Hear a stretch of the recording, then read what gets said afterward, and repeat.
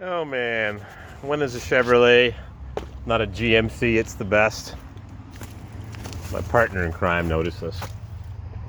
I'm going to the junkyard now to get a steering wheel. Tried to take it off yesterday. We busted off this.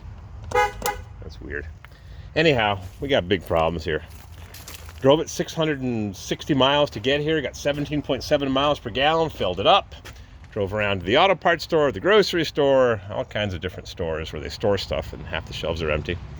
And we drove it up here to get a couple supplies, put air in the tires, put it up at this angle, and so well, once I got it up here and the engine's hot, we'll change the oil. So I changed the oil, and might as well change the fuel filter because I had a little leak here. It was bubbling because I nipped the gasket when I was mangling it at the auto parts store a couple weeks ago. Let's change the fuel filter. We bled it. Go to start the truck. No start. Cranking and cranking and cranking. Luckily, I put the starter reinforcement bracket on. What a job that was. Got the starter reinforcement bracket on, and an hour later, it's getting dark, and this thing is still cranking, and it won't start.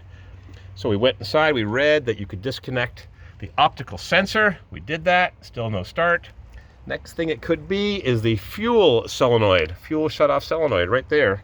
And the fuel shut-off solenoid is right here. So I got out my brand new, very nice actually, Walmart multimeter. I'm sure they're very fragile, that's why I drop them. It's a very nice tester actually from Walmart, 20 bucks. And we tested it for ohms and we got 22.2 ohms. It's spec'd for 3.5 to 4.5. So we applied power with my junkyard jumper wires to the solenoid, and the solenoid's sole purpose in life is to do what? To go click, click, click, click, and allow fuel to flow or fuel to stop. It's normally closed, which means the fuel won't flow until it's energized to allow the fuel to flow. Normally closed. So the PMD also controls it. I have a remote PMD. I've changed that a number of times. It's right there and never changes a thing. So the PMD is good. So a new one of these is $125 at Napa. I'm sure I have some back in Hotown, Motown, but that's 1,000 miles, 1,600 kilometers away. So is my fuel shut-off relay bad solenoid because I put power to it? I tested my wires, they're hot, and all I get here is zero, holding it in my hand, nothing, and a tiny spark at the battery. And it's ohming at 22 ohms. Did it just go bad? We drove it around yesterday. It was a 90-degree day. What is that, 30-something Celsius? We drove it around, went here, went there. We turned it off. We started it, ran great. It was surging like usual, rolled a bit of coal. I'm talking kind of fast. So I've got no truck. I was going to go to the junkyard 2 hours away and go shopping till we dropped. So I'm going to go buy a new one of these and find out what the problem is, because this thing was running great and now it won't start. I bled that. I cracked open a couple of injectors, no fuel. I did spray in some brake clean and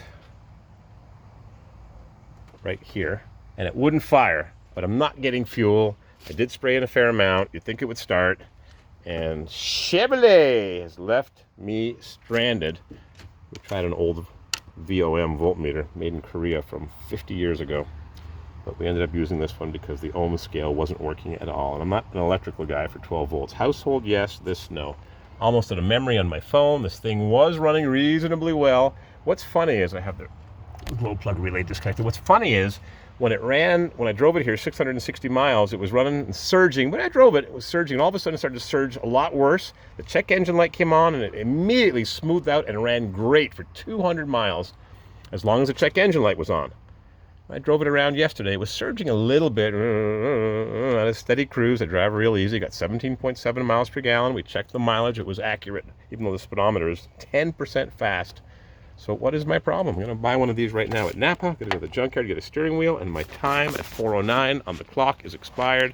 So, oh man, you buy these junk trucks. The only thing worse than a junk CheVaLay is a junk V12 Jaguar or a V8 BMW. They're all lined up here. Junk, junk, junk.